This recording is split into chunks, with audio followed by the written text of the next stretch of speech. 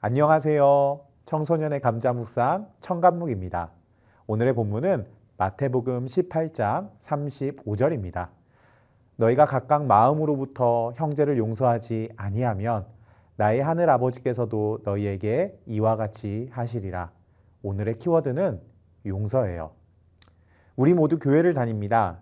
사람들은 우리를 향하여 그리스도인, 기독교인이라고 부르죠. 그렇다면 그리스도인, 기독교인이 가져야 할 가장 중요한 가치는 무엇일까요? 바로 사랑입니다. 그리고 이 사랑을 가지기 위해서 반드시 필요한 것이 한 가지 있습니다. 용서예요. 용서가 있어야 사랑이 비로소 완성됩니다. 왜냐하면 예수님께서는 이렇게 이야기하셨기 때문이에요. 원수도 사랑하라.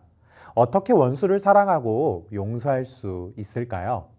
오늘 읽지는 않았지만 베드로가 예수님에게 이 질문으로 본문의 이야기가 시작됩니다. 어떤 사람이 나에게 죄를 지었는데 몇 번이나 용서하면 될까요?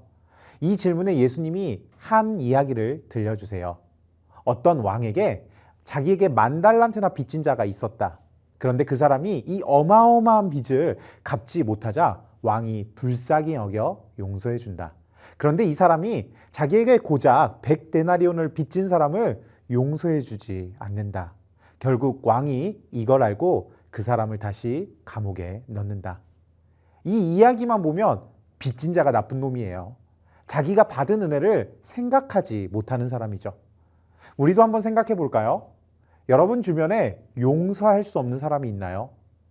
절대로 이 사람은 용서할 수 없어. 이 친구는 도저히 용서가 안 돼.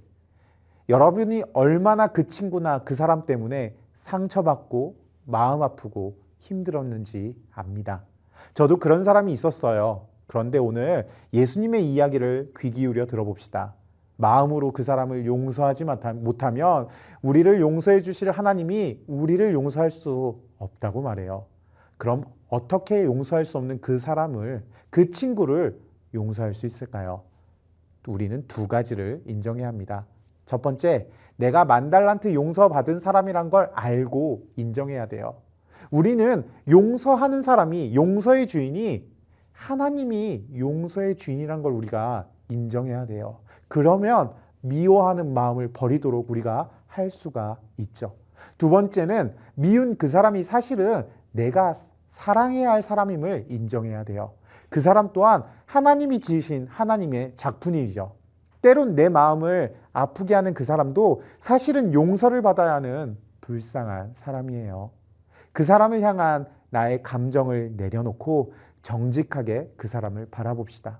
그럼 그 사람을 향해 안타까운 마음이 들기 시작할 거예요. 우리 주변에 용서해야 할 사람이 있나요? 오늘 그 사람에게 다가가서 말을 걸어주진 못해도 대신 기도해 줍시다. 하나님이 그 사람을 용서해 주시기를, 그리고 내 마음에 그 사람을 향해 용서할 수 있는 마음을 주시길 기도해 봅시다.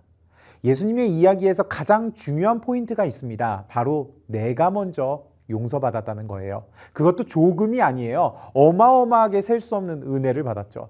죽을 수밖에 없는 우리가 생명과 평안이 영원한 하나님의 나라로 가게 되었다는 겁니다. 오늘 이 사실을 믿으며 여러분이 용서를 편안한 마음으로 하기를 주님의 이름으로 축복합니다.